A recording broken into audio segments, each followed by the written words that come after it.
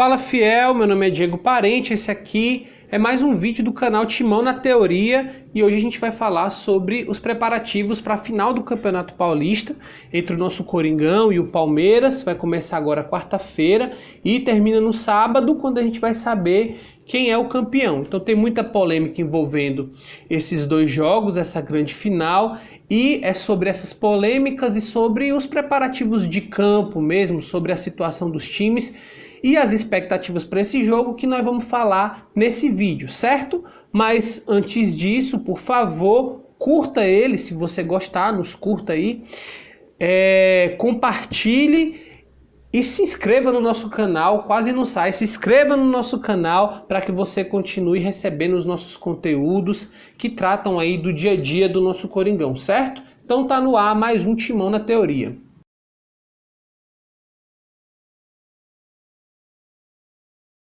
Pessoal, eu queria começar falando sobre a grande polêmica que foi gerada ontem a partir de um comentário do presidente do Corinthians, André Sanches, na reunião na Federação Paulista, de que os jogadores do Corinthians não iriam fazer o teste de Covid-19 antes do jogo de quarta-feira.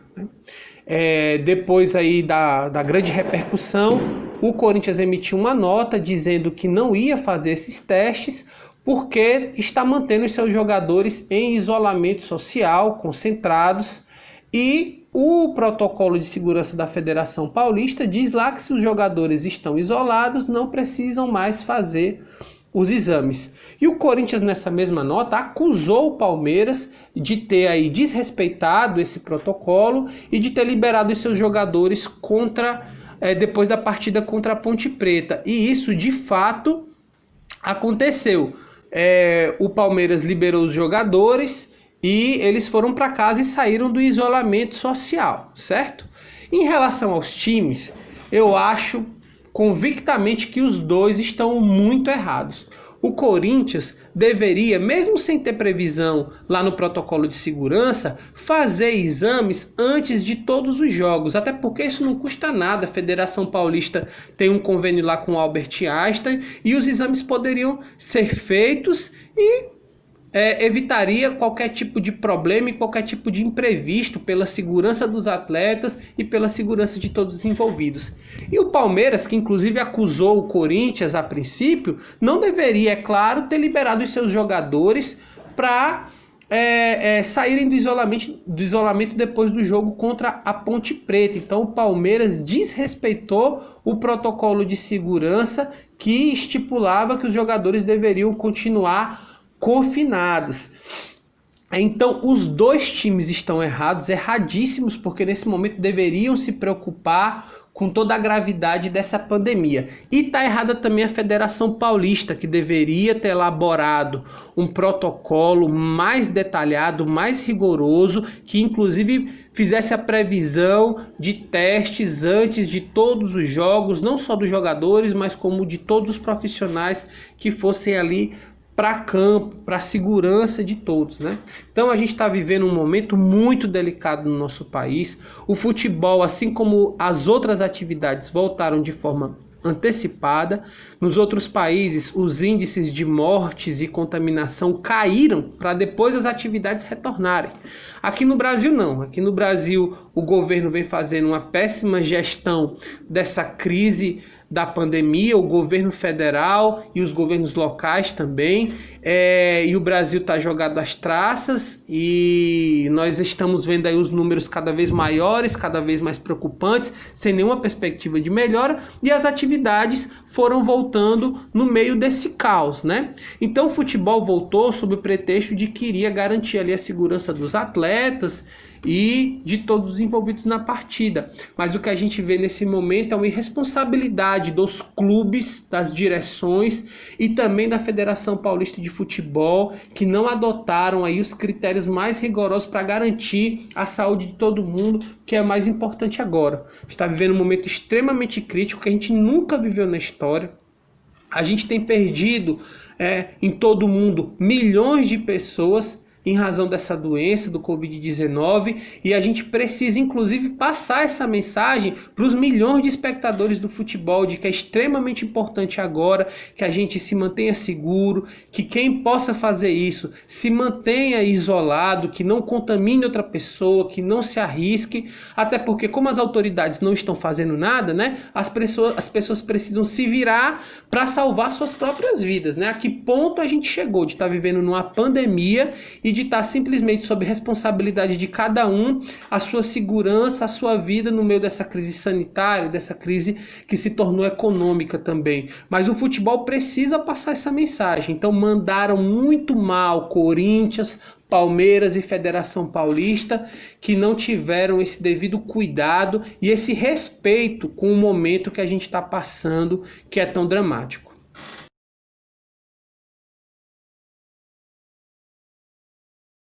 Mas o futebol voltou e esse canal existe para a gente falar de futebol, e apesar da chateação com tudo isso que está acontecendo e dessa crítica, vamos falar de campo também, né?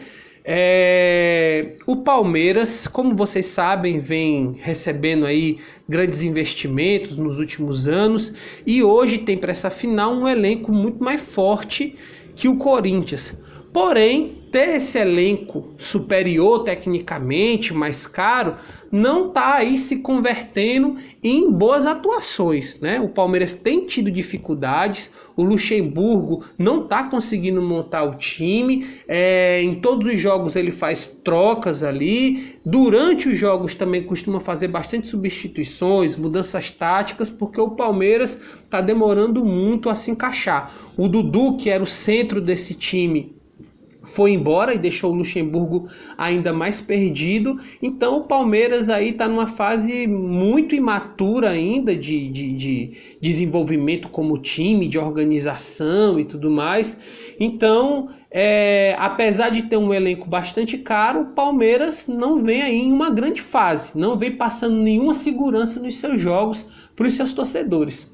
Já o Corinthians tem um elenco mais tímido, mais enxuto, porém tem alguns bons jogadores, e o Thiago Nunes acabou encontrando, depois do retorno aí da paralisação, um time bastante sólido, né? Com a entrada do Ederson, do Matheus Vital, do Gabriel, o Thiago Nunes que vem tentando implantar uma nova filosofia de futebol no Corinthians, mas que vem agora tendo cuidados defensivos para que o Corinthians não tome muitos gols, e parece ter encontrado uma formação mais equilibrada. Veja bem, o Corinthians não está num estágio ideal de desenvolvimento, de amadurecimento do seu time, mas a gente já consegue ver ali uma concepção de jogo, um time mais organizado, né?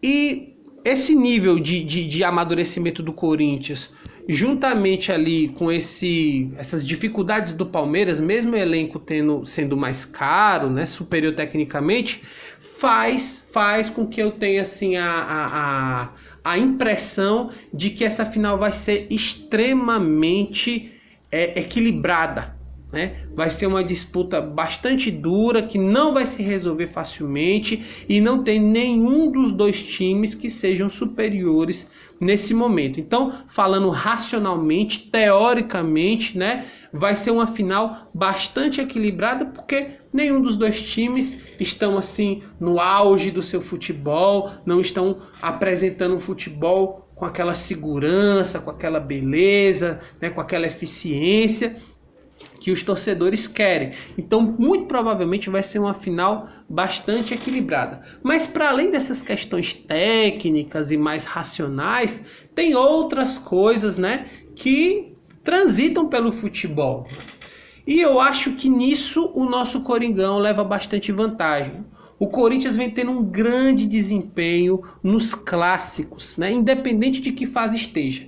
Inclusive, alguns clássicos têm servido para a gente ali como um momento de recuperação, né? Como aconteceu em 2017. E aconteceu várias outras vezes, né? Às vezes o Corinthians vem mal e num clássico bem jogado, numa vitória ali arrancada de um grande rival, a gente muda a chave e começa a ter uma fase bem melhor. Então o Corinthians vem se saindo muito bem. O Corinthians tem tido nos últimos anos aí um histórico de vitórias e entra sempre muito frio, muito concentrado nos jogos decisivos. E os outros times estão encarando uma freguesia aí pro Coringão, né? O Palmeiras tem tido muita dificuldade de jogar contra o Corinthians, assim como o São Paulo, o Santos, e o Corinthians tem sido dominante, principalmente no futebol paulista, tanto é que a gente foi campeão dos últimos 3 campeonatos estaduais. Então, o Corinthians tem essa vantagem de, psicologicamente, parece estar melhor, e o Corinthians vem metendo medo mesmo, vem aí causando insegurança nos seus adversários. O Corinthians tem um time que cresce nas decisões, que sabe jogar jogos difíceis, e isso provavelmente, né, pode ser ali para a gente uma vantagem na hora dessa final. Outra coisa que eu considero bastante importante é que o Corinthians tem alguns jogadores que fazem a diferença nesses jogos, né? Eu cito aqui primeiramente o Jô, que é o rei dos clássicos, ele sempre faz um gol em clássico, sempre joga muito bem e acaba sendo um fator de desequilíbrio para que a gente consiga as nossas vitórias. Então o Jô vai fazer o seu 3º jogo, provavelmente já vai estar fisicamente um pouco melhor do que nas outras partidas, e aí a gente torce para que o Jô, né, siga essa sina dele de grandes atuações contra os nossos grandes rivais, né? Espero que isso aconteça para que o Jô dê mais essa alegria para a gente. E principalmente a gente tem ali debaixo das nossas traves o Cássio, que nesses momentos decisivos se torna um muro intransponível e que tem garantido para a gente as grandes conquistas dos últimos anos, né?